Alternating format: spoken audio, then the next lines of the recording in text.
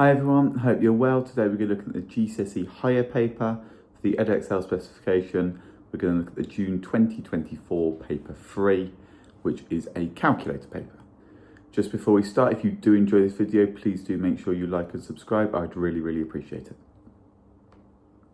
So, the first question is finding the highest common factor of 63 and 105. So, first thing I'm going to do is I'm going to find the prime factorisation of 63 and 105. So 63 is going to be, first of all, 3 and 21, which means I know that can be split as 3 and 7. And therefore that's 3 squared times 7. If I think about the same for 105, well, I know that that is 5 times 21, which is actually just going to be 3 and 7. So that's going to be 3 times 5 times 7. Because it's a calculator paper, just put these values into your calculator and double check that you do get 63 and 105 respectively. And then from there, we are comparing our first number, which is 3 squared times 5 to the power of 0 times 7 to the power of 1. And then this one, which is 105, which is 3 to the power of 1 times 5 to the power of 1 times 7 to the power of 1. Because we're finding our highest common factor, we want to find the lowest indice of both of them. So for example, out of 3 squared and 3, we know that our lower one there is 3 to the power of 1. The lower one here is 5 to the power of 0. And then the lower one here, they're both the same, so we're just going to times it by 7. And therefore, that's going to be 3 times 7, which is going to be 21, and that will be our lowest, our highest common factor there. Question 2, we have got a standard form question. If you are writing something in an ordinary number that's currently in standard form, what I'd recommend you do is write lots of zeros after or before, depending on whether it's positive or negative, and you want to move the decimal point that many times. So for example here, I'm going to write this as 5.300000. Just going to write 4 or 5 of them. Don't need to be too many, but it needs to be more than obviously the power is. And all I'm going to do is I'm going to move my decimal place 4 times. So 1, 2, 3, and 4, and that will get me 53,000 there. Technically 0.00, but we don't include that, so it's just going to be 53,000. Again, just put that into your calculator and double check that you do get 53,000 as well. Same with part B, with II. I'm just going to put loads of zeros before because it's a negative power in this case here. I'm just going to move it 1, 2, 3, 4, 5 that way.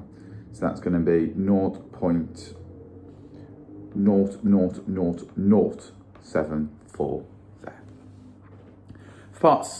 Part B in this case, I'm asked to add 2 numbers inside of the form. Now, my issue with this is it's currently not got the same power. So it's not 10 to the power of 6 and 10 to the power of 6 again. It's 10 to the power of 6 and 10 to the power of 7.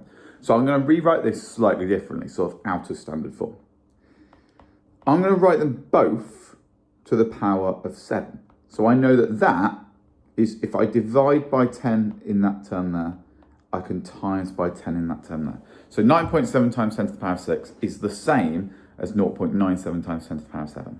And then I'm just doing 0.97 times 10 to the power of 7 plus 2.45 times 10 to the power of 7. So if I take 10 to the 7 out as a factor, that's just going to give me 0.97 plus 2.45. And that's just going to give me 3.42 times 10 to the power of 7 there. And that'll be my solution to that part. Question 3, we are looking at a plans and elevation question. So we know that she's tried to draw the side elevation of the solid prism from where the arrow is. We want to explain why this isn't correct. Now, our issue is she has drawn 4 centimetres that way. So it's 4 centimetres at an angle. We want to draw the perpendicular height. So we need to draw the height upwards here. That height is not going to be 4 because if we sort of consider this shape here, we know that that length is going to be 3. We know that that there is 4. So we know that that vertical height using Pythagoras is not going to be 4 as well. So therefore, we can say she hasn't used the perpendicular height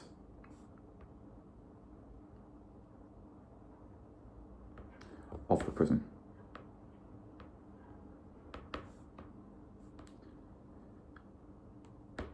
Just there. Part B is asking us to draw a plan for the prism. So plan for the prism is what we'd see from sort of an elevation point of view.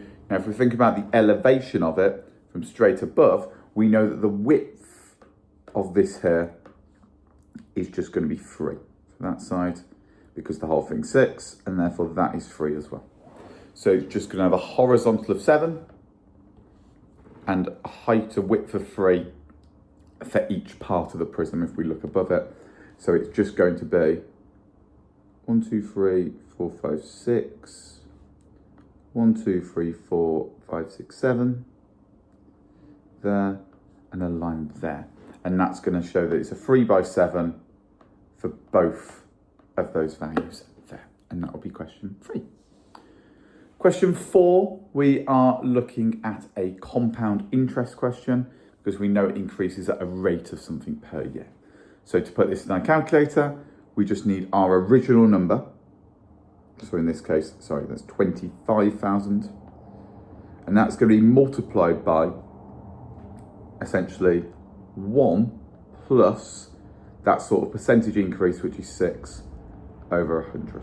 If it was a decrease, then it would be minus 6 or whatever the decrease was. And that's going to be to the 10 to the power 3. Then from there, that means we've just got 25,000 times 1.06 to the power 3, which we know is going to be 29,775 for that one there. Just remember, it's for the number of workers, which means we can't have half a worker, so we need to round to the nearest whole number there. Question 5, we've got our first big worded problem. So we know that Habib has 2 identical tins. He's got 600 grams of flour in one of the tins, and we know the density of the flour is 0.6. Straight away, as soon as I know that I'm involving density, I know that I'm going to be using the fact that density is the mass per unit volume. And that's a formula you should know. It's something you'll see in physics and chemistry as well. Habib puts 600 grams of salt into the other tin. The salt does not completely fill the container. We know the volume of space that is not filled is 700 meters squared. So we need to work out the density of the salt. Now to start with, if we know the amount of flour in there and we know that it fills it, we can work out the volume of the salt. So let's work out the volume of the flour first, because the volume of the flour therefore means that that's going to be the mass of the flour divided by the density, just by rearranging this equation here. If you're unsure how to rearrange it, remember you can use what I'd recommend you use in physics, where you've got your mass, your density and your volume there, and you can rearrange. In this case we want volume, so we're going to sort of shade that one out, and we know that's going to be the mass divided by the density, so you can use that. So here all I'm going to do is I'm going to say that that's going to be 600 grams divided by 0.6. And I can say it's in grams because my whole question is in grams. So as long as it's in the same unit, that's fine. 600 divided by 0.6 is going to be 1,000 centimeters cubed. If we know the containers are the same size, therefore we know that the volume of the salt is also going to be 1,000 because they are the same size. If we know that 700 centimeters cubed is not filled, then that means that 1,000 minus 700 is going to be 300, and that's going to be the amount of filled. And then from there, then we can produce density as mass per unit volume again. If we want to work out the density, then density is a subject to our equation. We know the mass of it. We know it's got to be 600, and we know the amount is 300. So we need 2 grams per centimetre cubed. If we look at question 6 is a probability tree. So we want to complete the probability tree, and we want to work out the probability of successes and failures after. So, first thing I'm going to do is complete the tree. Now, I know that all probability has to add up to 1. It's certain that it's going to either land on a head or not land on a head. So, if the probability of a head is 0.6, the probability of not a head is 0.4, because that has to add up to 1. If the probability of head is 0.55, that means the probability of a not a head on coin B is 0.45. And that's going to repeat here, because it's the exact same event happening. It's not a conditional probability where if this happens, then this will happen. We're just told the probability that the coin will land on a head for B is 0.55. So whatever happens with A, it's independent of that. We know that will then apply to B. So that's a probability tree there, and that's your first 2 marks. Your second 2 marks is for realising that Tim will throw coin A once and then throw coin B once. Work out the probability that both coins land on heads. So we know that his first coin is going to land on a head and his second coin is going to land on a head. So we know he's taking that yellow path there. In order to calculate this probability, remember that you need to multiply them together. And the reason we multiply them together is because they are 2 independent events happening. So that's going to be 0.33, and that's going to just be that probability there. Remember, probabilities have to be between 0 and 1. So if you don't get something between 0 and 1, you know you've gone slightly wrong somewhere. Question 7, we've got a volume question, and we want to know the number of minutes it will take to completely fill this pool. So the first thing I need to do is I need to work out how much of the pool needs to be filled. In other words, the volume of that pool. If I know the amount that's got to be filled and I know the rate at which it goes in, then I can work out the amount in total. So the volume of this cylinder is pi r squared times by the vertical height. And I know that because it's just going to be the base, the area of the base, multiplied by that length, in this case the height, because it's sort of on its side almost. So in this case here, and then it's just going to be pi times by 100 squared times by 30, which is going to give me 300,000 pi there. Now I've got the volume. If I know the volume, then I can consider that I know the rate at which it goes in, and therefore if I want to know the amount of time, then it's going to be the total volume divided by the rate at which it goes in. So that's going to be 300,000 pi divided by 250. And that's going to get me 3,770 seconds. If you're unsure how to now get that in terms of minutes, well, we need to divide by 60 because there's 60 seconds in a minute. So 3770 divided by 60 is going to give us 62.8 minutes. We want it to the nearest minute, and therefore our solution here is just going to be 63 minutes. That one there. If we look at question 8, we have a vectors question. So just to recall before we go into the question, remember for a vector, the top component of this vector represents the x component, which means we're going to be looking horizontally. Okay, so anything negative will go to the left, anything positive will go to the right. The element below, that's how far up or down it goes. So along the corridor and then up or down the stairs, depending on what the quadrant is here. So we want to draw and label the vector 2a plus b. So the first thing we need to do is we need to work out what the vector 2a plus b actually is. So that's just going to be 2 lots of a plus 1 lot of b. Maybe if you're timesing through by a scalar multiple of something, that's fine. So that's just going to become 6, 4. And then when we come to actually dealing with the vector, just remember that we add the x components and we add the y components completely separately. So in this case here, that's just going to become 5, 8, which means 5 to the right and then 8 upwards. So here, all we're going to do, let's start down here, let's say, 1, 2, 3, 4, 5 to the right. 1, 2, 3, 4, 5, 6, 7, 8 up here. And we just need to draw a vector through just there. It's also said that we need to label it, so just make sure you state that that is the vector 2a plus b as well, and that will be your 3 marks there. If we look at question 9, we have another volume question actually, and we are asked to work out the perpendicular height of the pyramid. So, first thing we need to consider is the volume of both of these shapes. The volume of the cube is literally just going to be the width cubed, because all the sides are the same length, because it's a cube. So, the volume of the cube is just going to be 6 times 6 times 6, which is just going to be 216.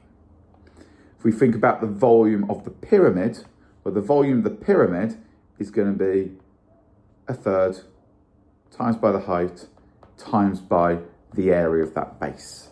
In this case here, we've got a square base pyramid, which means the base is just going to be 8 times 8.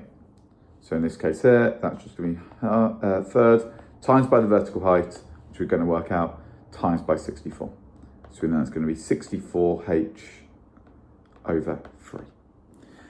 If we know the volumes are equal, that therefore means that, in this case here, 216 is equal to 64h over 3. Now, if you're in this position and you're not sure what to do, remember, if that was 2 instead of 64 over 3, we would divide by that value. So just because it's 64 over 3, we do the exact same thing. We can just divide by 64 over 3, because that is just a number. Put that in our calculator, and we get that the height is 81 over 8, which is going to be 10.125 centimetres.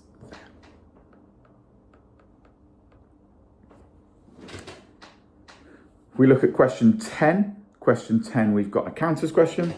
So we are told that the ratio of red to yellow counters in a bag is 3 to 5. We know bag B only produces green and blue counters, and we know the number of counters in bag B is half of the number of counters in bag A. Given that there are X red counters in bag A, use algebra to show the total number of counters in bag A and bag B is 4x. So, first of all, we know it's a ratio of 3 to 5. So we know it's a ratio of 3 to 5.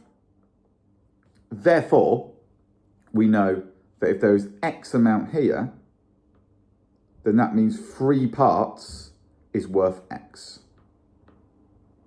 for bag A. Therefore, in total, if we know that there are 8 parts in total, then that means overall, we're going to find that 1 part is worth X over 3. And therefore, the 8 parts, the total amount in that bag, is going to be 8x over 3 there. If we know that the total amount in part A is double the total amount in part B, then that means part B is going to be half of that, which could be 4x over 3. And that's the total in part B. If we want to work out the total amount overall, then that's just going to be 8x over 3 plus 4x over 3. That will give us 12x over 3, which will simplify to 4x. And that is the solution we're looking for there. The reason I've known to do that is because I know I've been given information purely about the red. So I've got to work from the red to my final answer. And I also know the relationship between the total amount. So if I knew the amount of red and I know the relationship between the total amount, the first thing I've gone to find is the total amount in one bag, because then I can find the total amount in the other bag given the information that I've been given there. Question 11, we are looking at a box plot. So remember, for a box plot, the first thing I would draw on is your lines. So the fact that your lowest speed is 25, just draw that there. The fact that your lower quartile is 35, just draw that there. The median being 40, just draw that straight away. The interquartile range being 12, well, that means if that's 35, then that means that the upper quartile has to be 47, because it's going to be 12 more than the lower quartile. If my range is 37, then that means that my maximum value is going to be 25 plus 37, which is going to be 62, because the range is the value of the biggest one minus the value of the smallest one.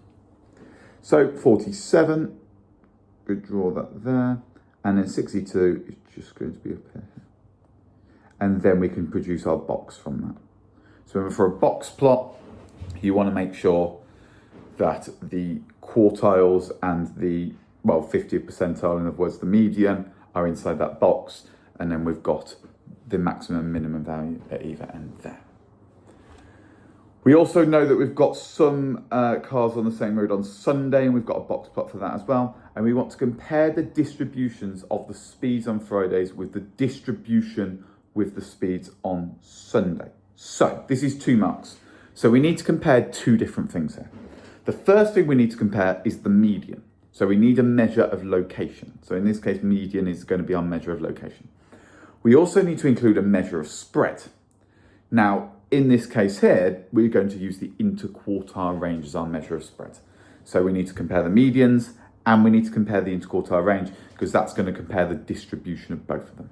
So let's talk about the median, because we know the median on Sunday was greater than the median on Friday. So the median speed was larger on Sunday than Friday. And then we also need to compare the interquartile range. We know that the interquartile range here, just visually, is going to be bigger here than what we've drew here. So we know that the interquartile range of speeds was also larger on Sunday than Friday.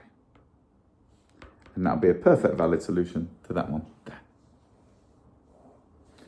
Question 12, we have a transformations question, and we're asked to do an enlargement by a scale factor. Now, really, really important when we do this enlargement, we just make sure that we go through the correct centre of enlargement. This one's 0, 0, but a lot of the time it isn't 0, 0, so just make out for that first. We know it's enlargement by a negative scale factor. Now remember, an enlargement by a negative scale factor still means it's enlarged by 2, but in the opposite side. So instead of drawing our lines up, we're going to draw them down, and it's going to be reflected through that centre of enlargement and double in size. So all I'm going to do to start with is I'm just going to draw a line through the centre 0, 0 for each of them. So just drawing a line there, through centre 0, 0, so just got a line there as well, and another one here. Then from there, I need to consider where the gap between the 2 lines is, okay? So I know that the vertical height here is going to be 1, which means on my new one, it's going to be 2. So I know here, for example, it's just literally going to be 1 across, 2 up, which means it's going to be 2 across, 4 down. And we can sort of see it just goes through that point there. Think about this one. That's gone 3 across, 2 up, which means that's going to 6 across and 4 down. And we can sort of see that it goes through that point roughly there. Again, my line's a little bit off there, but that's fine. It's just a rough idea. We go 2 down, and that is going to be my enlargement there. Just double check for both your points. So for example, let's choose this point up here. I know it's 1 across and 3 up.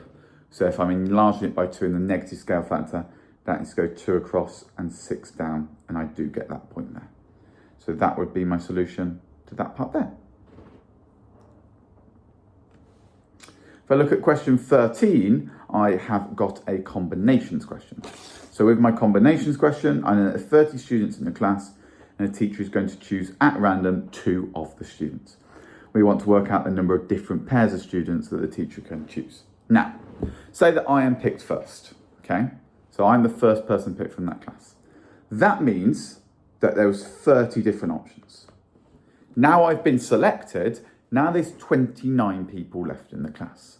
So that's going to be 30 times 29.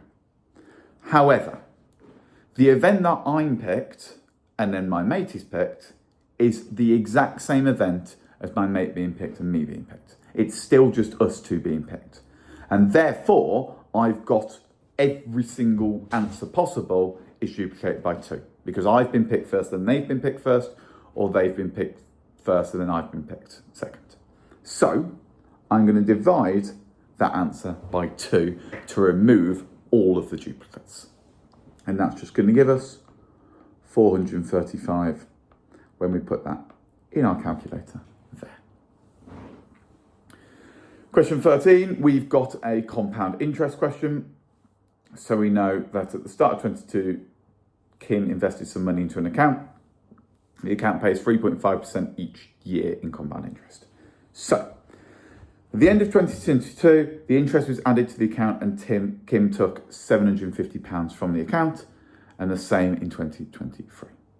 We know that there is now £2,937.14 left in the account, and we want to work out how much money she added in the account at the start of 2022. So I now need to work backwards. So I know that she's taken 1,000 from that account.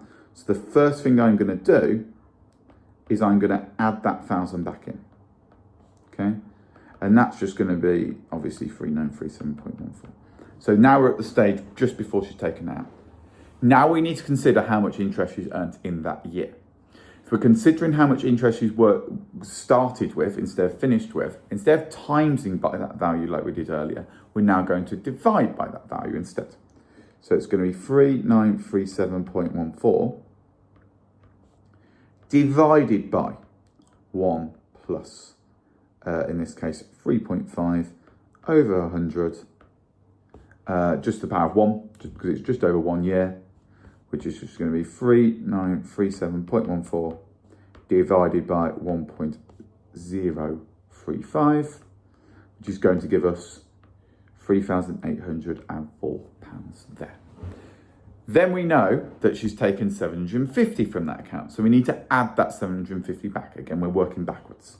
So that's going to be 3804 plus 750, which is going to be 4554. And then we need to do the same calculation again, because obviously she's interested in that year as well. So it's going to be 4554 divided by 1.035, which is going to give us 4,400 for that value there. To double check that answer, remember that you can work back through. So times it by 1.035 minus the 750, times it by 1.035 again, minus the 1,000 that she took out at the end, and check that you get that same value there. Question 15, we've got a little bit of algebraic manipulation. Now remember, we can only cancel things from the numerator and denominator if it is as a product. And what I mean by a product is it is something multiplied by something else.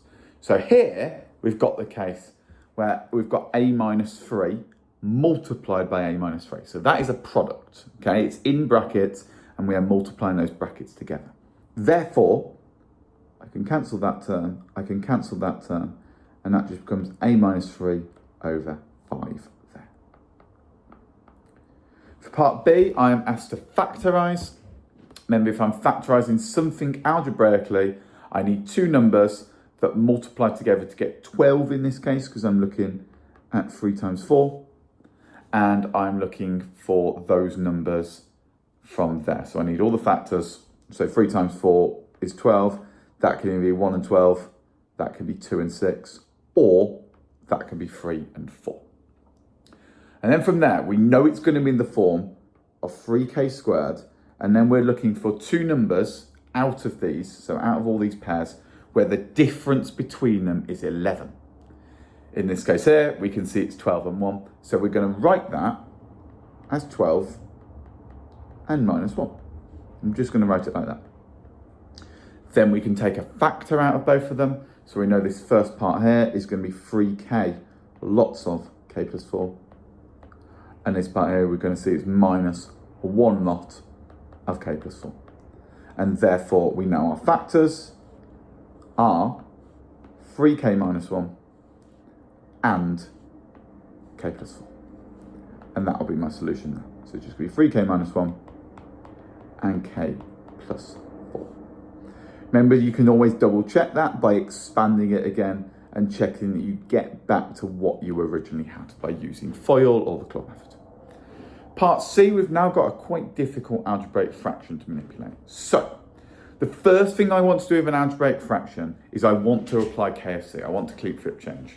I want to get it so it's something multiplied by something else. That's so it's in a product form and we can begin to see where things cancel. So, all I'm going to do to start with is I'm going to rewrite that 4 minus x squared over x squared plus 3x, and that's going to be times by x plus 2, sorry, x plus 3 over x plus 2. So I've kept the first term the same, changed the second to a multiplication, and then I flipped the third.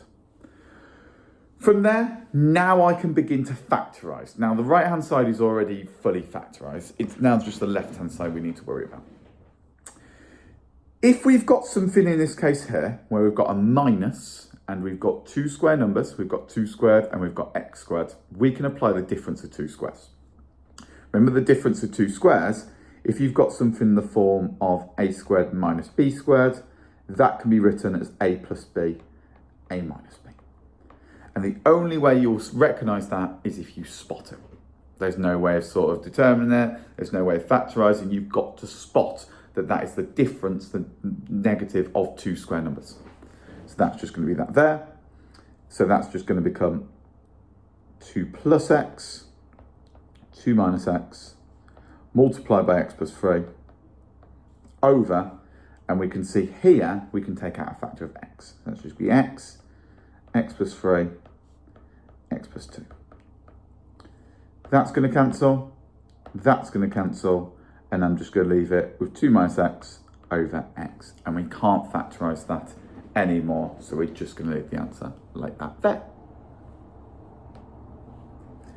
Question 16, we've got a functions question. If you struggle to understand function notation, remember that essentially f of minus 3, in terms of sort of old money, what you're probably a bit more used to, is just essentially saying that when x is equal to minus 3, y is equal to sort of whatever this is. It's just the exact same way of saying it. We're just using a suitable notation, a bit more of a formal notation to say that. So, if I want f of minus 3, I'm just going to sub minus 3 into my expression. So that means f of minus 3 is going to be 12 over minus 3 plus 1, which is going to be 12 over minus 2, which is going to be minus 6, and that can just be my answer to start there. Part B is a composite function. So remember that's f of g of x. In this case here, we want f of g of 1. Now remember that g of 1 is just a number. So if g of 1 is just a number, all I need to do is just find what g of 1 is and then substitute that into f. So g of 1 in this case is just going to be 5 minus 3 times 1, which means that's just going to become 5 minus 3, which is 2. And therefore, I'm looking at f of g of 1. But if I know g of 1 is 2, then that means I'm just looking at f of 2. So f of 2 is just going to be 12 divided by 3, which is just going to be 4 there. Part C is a little bit more difficult because what you could be tempted to do here is find the inverse function and sub in when x is 4. However, the whole point of an inverse function is a reflection in y equals x. So obviously the process is we change the x's into y's, we change the y's into x's. So instead of actually just going, okay, I'll find the inverse function, sub in x is 4 in this case, find the value. Instead what I can do is I can think backwards and I can go, okay, well if my x value in my inverse there is equal to 4, that means my y value, my g of, in this case, is going to be 4 in my original function. And therefore, if I've got that g of x is just 5 minus 3x, then I can say, instead of saying the inverse is equal when x is 4, I'm going to set my original function equal to 4. So that's just going to be 5 minus 3x is equal to 4.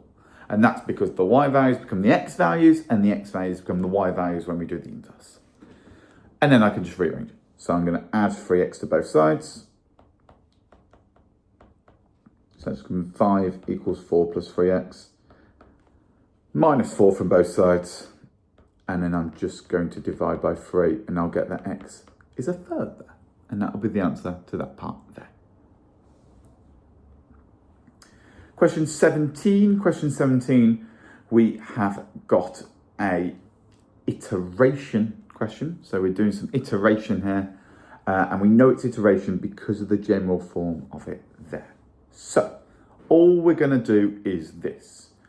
We know that it originally reaches a height of 8 meters. So in my calculator, I'm going to store that as my answer.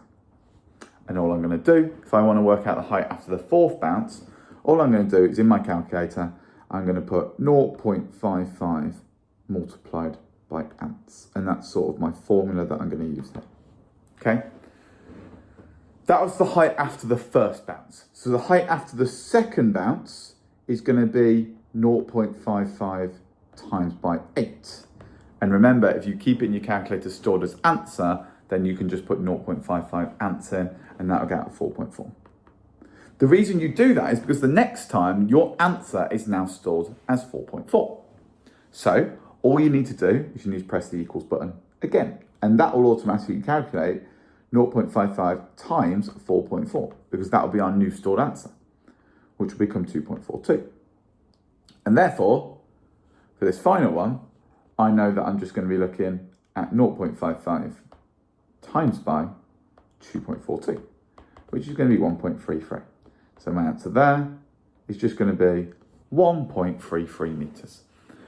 Make sure that you don't do it a 4th time. You're told what the one after the 1st bounce is. So if you want the one after the 4th bounce, you only need to do the 2nd, then the 3rd, then the 4th.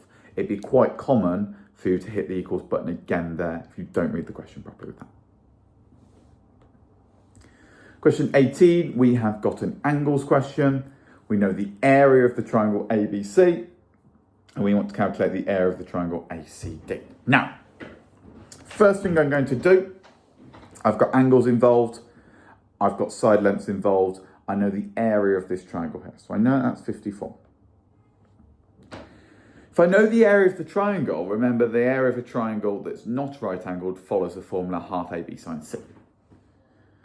So AB sine C, remember, creates that cosy angle, where this angle here, sort of in between my hands, is C, and then that will be A, and that will be B, respectively.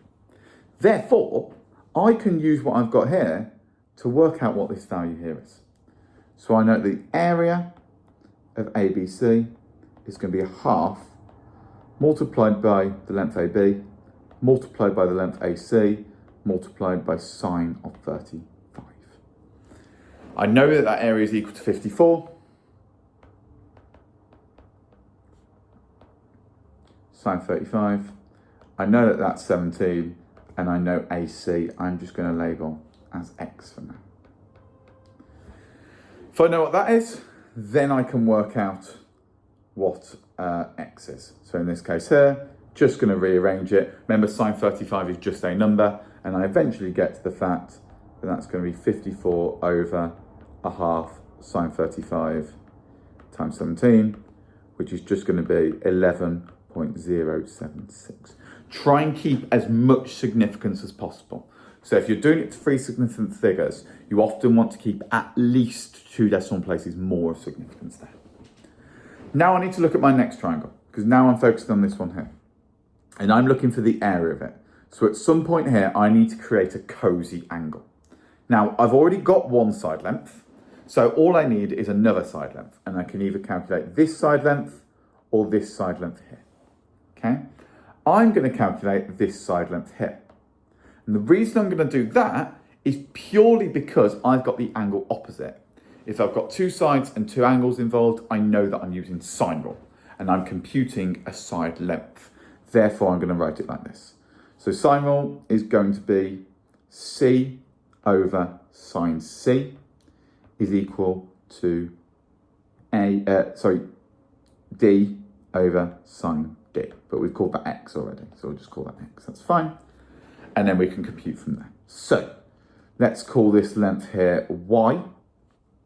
That means that Y over sine 48 is going to be equal to the 11.076. Again, if you can keep that answer stored in your calculator, keep it in your calculator, divided by sine 57. And that's going to get us that y, in this case here, is equal to 9.814. Again, try and keep as much significance as possible when you're doing that. If you can keep it as that value stored in your calculator, keep it stored in your calculator. The only issue now is we know this length here, but we just don't know the angle between it. So now we need to work out that angle is 75, because we know angles in a triangle add up to 180. So therefore, we know that 48 plus the angle A plus the angle 57 is going to equal 180, and therefore that means that A is just going to be 75 there. And now we're in a position to find the area of that triangle.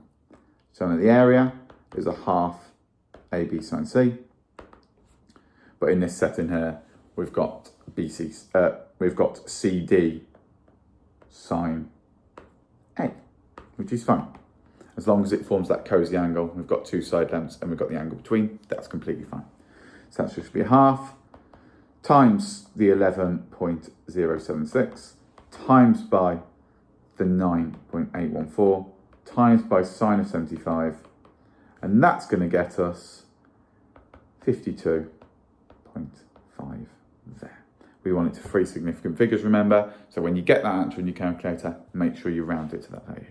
If you've done all the same calculations as me and you've not got 52.5, say you've got 52.6 or 0.4 or 0.3, that's because you haven't left these answers here with enough significance.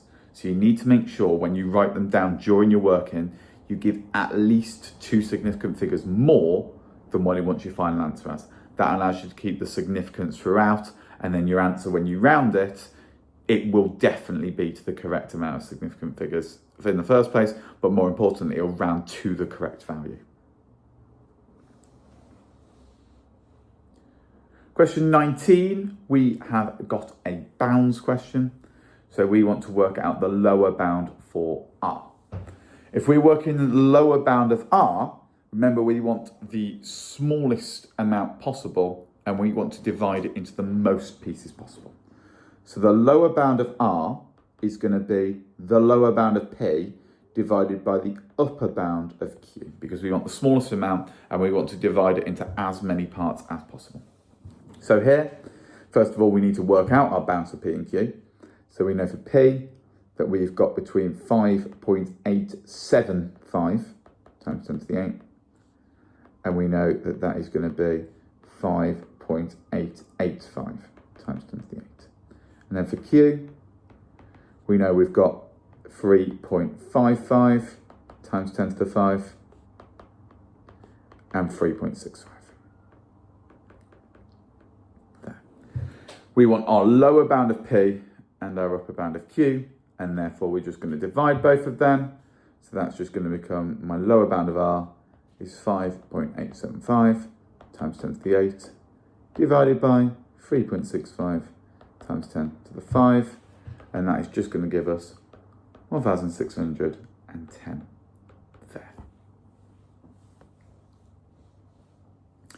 Question 20, we have got some arithmetic sequence and we are looking to find the value of x. Remember, in an arithmetic sequence, that means the terms are going up by an equal amount each time. In this case here, that means that x minus 4, plus some common difference will equal x plus 2. And that also means that 3x plus 1, I've done that slightly wrong. X plus 2 plus some common difference will get us 3x plus 1. There we go. Okay. Therefore, I've got simultaneous equations effectively, because I've got two unknowns, d and x, in two equations. Now, I'm looking to find the value of x. So if I can eliminate the value of d, then I'm well on my way. So all I'm going to say is this is equation 1 and this is equation 2. And I'm going to say that x minus 4 minus x plus 2 is equal to minus d. And I know that x plus 2 minus 3x plus 1 is equal to minus d. And if they're both equal to each other, then I can combine the equations. So I know, I'm just going to do it on another page.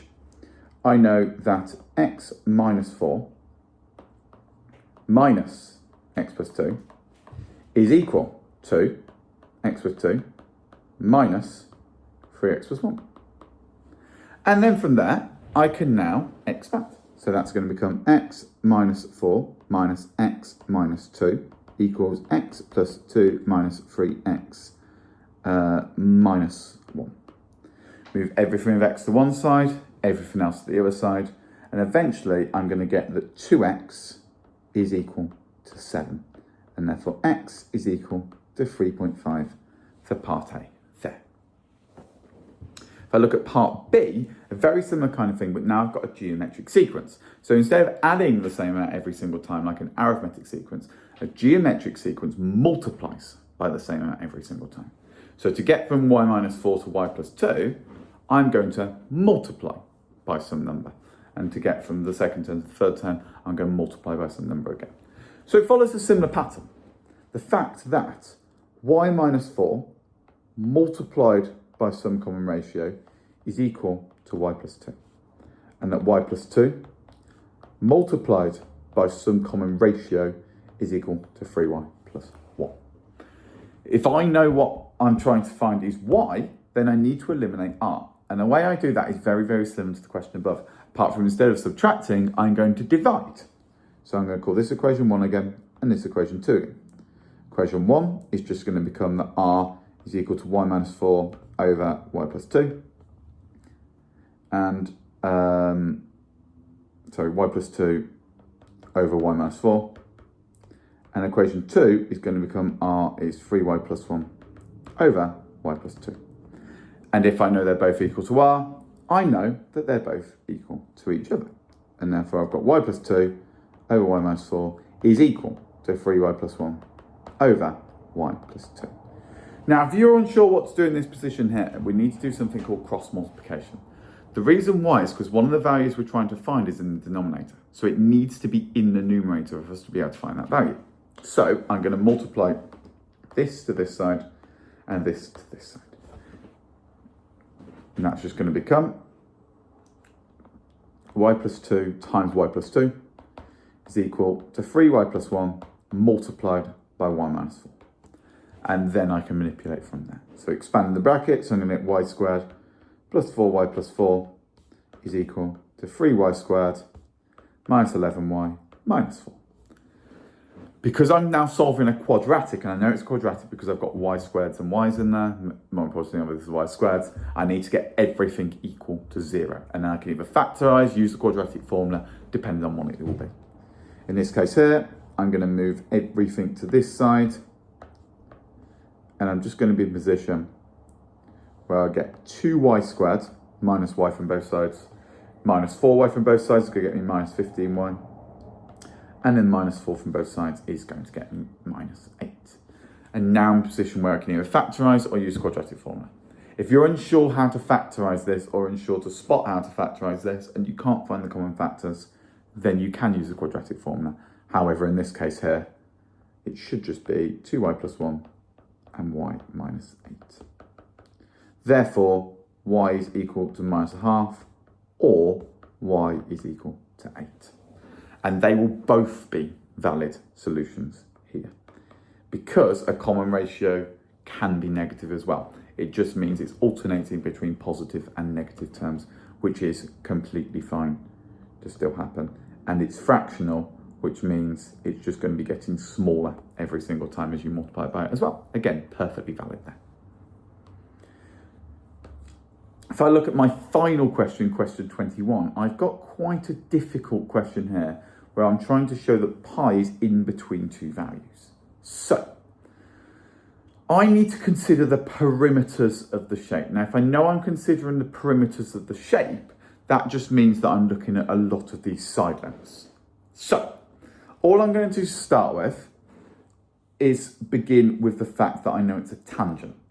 Now, if each side of the larger hexagon is a tangent, that means that that is going to be perpendicular at this point here. and that is going to be perpendicular at this point here. So we know that it's always going to be perpendicular to those side lengths, and that's really, really important. Okay, we know that that's perpendicular there. If that's a right angle, then that will also be perpendicular there. We know that, that's fine. The next thing I need to consider is the fact that I know a circle has a common ratio throughout. So everything I've drawn so far, that's got the same radius, that's got the same radius. Even this length here is going to have the same radius. That length to there is going to have the same radius. I could go on. But more importantly, I'm going to focus purely just in the sort of triangle that I've drawn here. And I'm going to essentially draw that triangle now to line up there. Now, this triangle, because that's also the radius, because it goes from the centre of the circle and touches the outside, I know that what I've formed here is an isosceles triangle. And I know that that is an isosceles triangle. So, all I've now got to consider is the fact that I can now work out that longer length of that hexagon there. I know that's cut perfectly in half. So I know if I've got R and R here, and I know what the angle is, I can then work out what that length is there to start with, okay? Another thing we need to consider is the fact that we know that each side of the small hexagon is a chord to the circle. So I know that each of these are going to be a chord to the circle. They align perfectly with each other. There is 6 identical chords there because we know that they are regular hexagons. So all I've got to do is I'm now going to consider this slightly larger shape here. So I know that that length there is R and this length there is X. So I'm going to say, okay, if I look at this bigger triangle now, all I know is that is my centre. I'm just going to call that O. That I'm going to call M because that's going to be the midpoint, and that will be B. Now I know that this length here is R plus X, and I know that length there is R, and I don't necessarily know anything about this other than because it's a regular hexagon, that is going to be a half of my value of X there. Okay, so a half of R plus X there. And then from there, I can rearrange purely to make X the subject of this equation here. So all I'm going to do is I'm going to say, okay, well that means using Pythagoras, R squared plus a half of R plus X all squared is going to equal to R plus X all squared. And I can rearrange that now. So I'm going to expand, factorize, etc. So R squared plus a quarter of R squared plus 2RX plus X squared is equal to R squared plus 2RX plus X squared. From there, then I can just consider my next part. So now I know, as I rearrange that, I'm going to get R squared, let's go back to what I had before, plus a quarter of all that is equal to 3/4 of the same thing. And therefore, I can just say that that's going to be equal to 3/4 lots of R plus X, all squared, like we had before. And that's my first relationship between both of them. If I then want to find my value of X in terms of R, I then just need to rearrange that. So let's say that's going to be 4/3 instead. I then need to square root that there. And then I can minus R from both sides. So X is going to be equal to 4R squared over 3, and then minus that value of R there.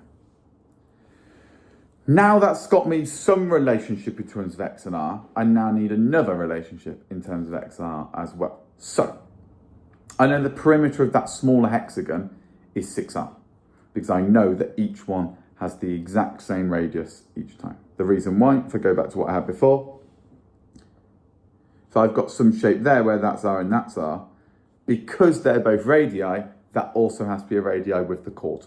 So I know that the perimeter of the smaller hexagon is going to be 6 lots of R, which is a good start. Now I need to sort of consider the circumference of that entire circle. because I know, if I know the circumference of the circle, I can then work out the perimeter of that larger hexagon instead. So in this case here, circumference of the circle, I'm just going to say that's the circumference of the circle instead. We know that's just 2 pi r. We know how to work out the circumference, pi times diameter. If I've got it in terms of r, I'm going to do it as 2 pi r. And then I'm looking at the perimeter of the larger hexagon. So, if I know this side length here, we've just worked that out, that's going to be that there.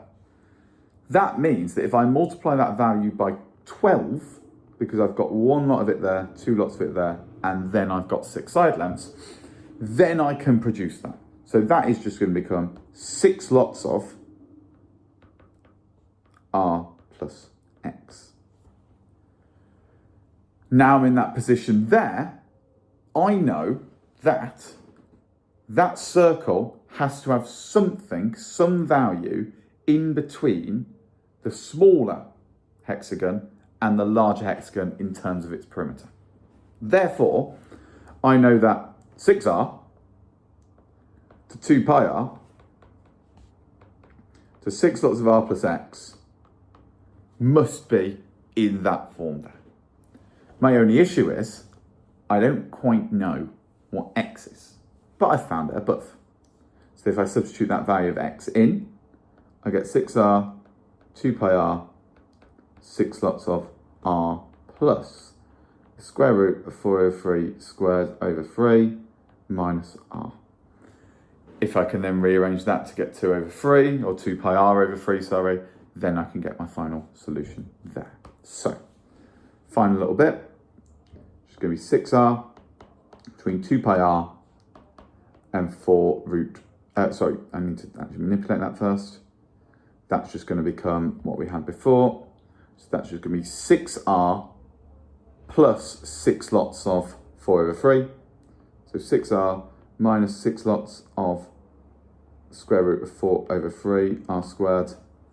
And then that's just going to be minus 6r as well. We can see that they cancel. And now I'm looking at 6r, 2 pi r, and now I'm just looking at this term here. If I'm looking at this term here, so that should be in a positive, then all I'm going to do is I'm going to split that third up. So that's going to be 6 times by the square root of 4 over 3, which we'll manipulate in a minute, and that's going to be the square root of r squared. The square root of r squared is just r. And now I just need to manipulate this. So that's just going to be the same as 6 times root 4, which is 2, over 3 times r. These stays as 2 pi r, this stays as 6r. And therefore, that is just going to become 12 over root 3, which is the same as 4 lots of it.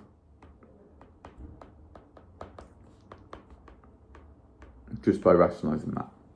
And therefore, if I cancel the r's and divide by 2, I get that final solution there. That it's got to be between those values there, because the circumference of the circle has to be smaller than that large hexagon, but it has to be bigger than that small hexagon. And that'll be the final solution to that question there. Thank you very much for watching. If you did enjoy this video, please do make sure you like and subscribe. I'd really appreciate it. And I'll see you next time.